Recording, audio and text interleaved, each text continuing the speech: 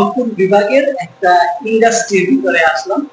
আমার পিছনে একটা ব্রডব্যান্ডের একটা ইনভার্টার আপনারা দেখতেছেন। এই সিস্টেমটি অনেক আগে করা হয়েছে। তো এই সিস্টেমটি দীর্ঘদিন চলার পরে বন্ধ হয়ে গেছে। কর্তৃপক্ষ সিস্টেমটিকে কোনোভাবেই চালু করতে পারছিল না। তারা অনেক জায়গায় হয়তো ট্রাই করছে, যোগাযোগ করে অনলাইন প্ল্যাটফর্মের মাধ্যমে।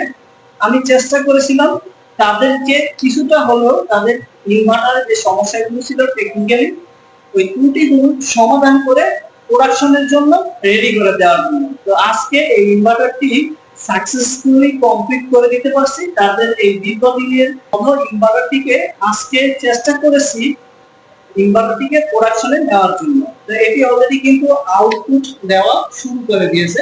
আমার পিছনে যে ইনভার্টারটা দেখতেছেন, তো এই ইনভার্টারটা অনেকদিন যাবতই বন্ধ ছিল। তো আজকে সকাল থেকেই এখানে কাজ করতেছি এই ইন্ডাস্ট্রিতে। তো এখানে আসলাম তাদের যে ইনভার্টারটি কি কারণে বন্ধ ছিল, কেনই বা ইনভার্টারটি এতদিন যাবত বন্ধ অবস্থায় ছিল, কোনো কাজ বা বেনিফিট তারা পাচ্ছে না, সকল সমস্যারই কিন্তু সমাধান আজকে করে দিলাম। কাজ করে এই আমার পিছনে যে ইনভার্টারটি দেখতেছেন, এটি হচ্ছে 100 কিলোওয়াটের একটা অনগ্রিড সোলার সিস্টেম। বড় বড় ইন্ডাস্ট্রিতে এই ধরনের সোলার সিস্টেম এবং মেশিন অনেকেই হয়তোবা বসিয়েছেন। দীর্ঘদিন আউটপুট পাওয়ার পরে মেশিনগুলো এখন আপনাদের বন্ধ অবস্থায় আছে, কারণ হয়তো চালু আছে বা মেইনটেনেন্সের কারণে, মেইনটেনেন্স না করার কারণে বন্ধ হয়ে গেছে।